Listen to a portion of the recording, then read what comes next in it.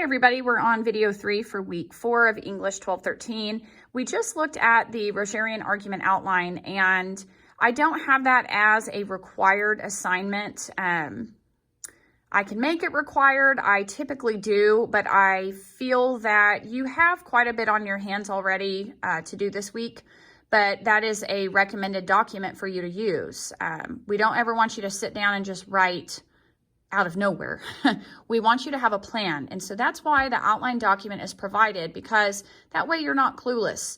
You know exactly what you're doing, what order to put it in. And so I would highly, highly recommend using that outline document to plan out your draft, because your draft, you're already going to have half of it due on Tuesday of week 5. So that is coming up very, very quickly. So this is something to help you really get going on it. I guess this is a good time to mention that coming up on week 5, your draft is split into 2 sections. So you will have half of it due Tuesday, which I believe is November 17th, and then the other half due Thursday, the 19th. And of course, it's a peer editing forum, so you're also going to have to look at other people's work and give comments. So it's a pretty busy week. So I think if you can really jump on it and work on the outline this week on your own time, that would be so beneficial to you. There is a student example of a Rogerian argument. This says an imperfect but properly organized and cited Rogerian argument by an actual OCCC student. So this, to me, what I would do is take that outline or the method of organization from page 2 of your instructions and see how this person addressed every single thing they were asked to do. So especially, you know, what we want to look at is how this person took 2 sides of an argument. And this is a paper that is tied to genetic engineering and cloning. So they're going to be looking at both sides. But what I'm interested in is how are they going to meet in the middle, you know, with common ground.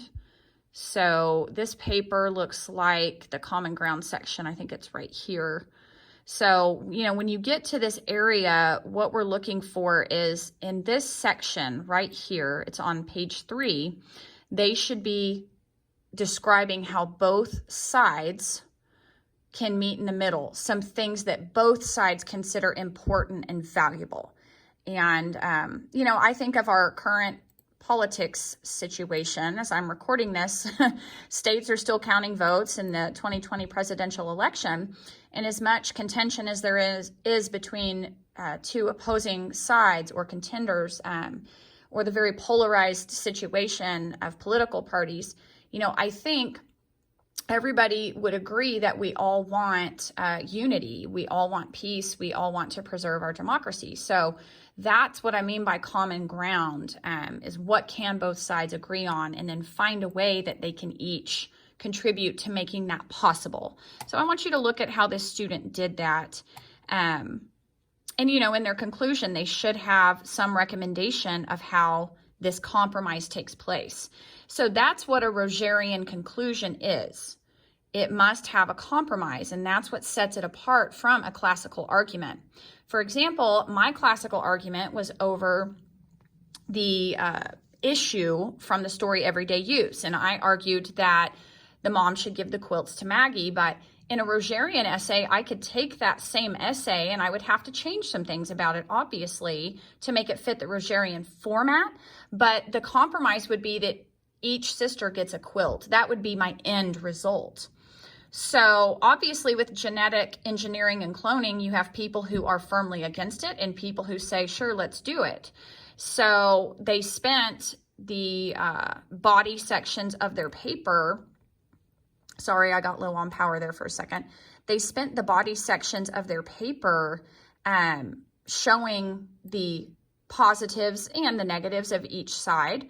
And in the Rogerian conclusion, they say, while diverging into their own sides, both sides are trying to do what is best and just for the future of humanity. The path for a better tomorrow starts with the unity of today. And so allowing cloning and genetic engineering, but with limitations is a good beginning to bridge the gap and merge both sides. With a unified front, the humanity of today can lay the best foundations for those that will come next. So what this person is saying is that we're going to have to allow genetic engineering, but let's put some limitations on it. So what I hope this person does is that they're specific about some of those limitations here. What I always say is if you are allowing something to occur but with limitations, and I often see this with the argument of abortion, which I know several people in class have that topic. You know, a compromise with abortion is going to have to allow abortion to occur, but you would obviously have to place some limitations on it. You know, and it just really depends what issue you have. But both sides have to give up something, and both sides will also receive part of what they want in return.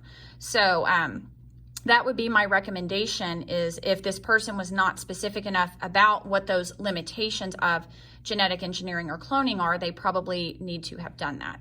But that is an example that you can look at.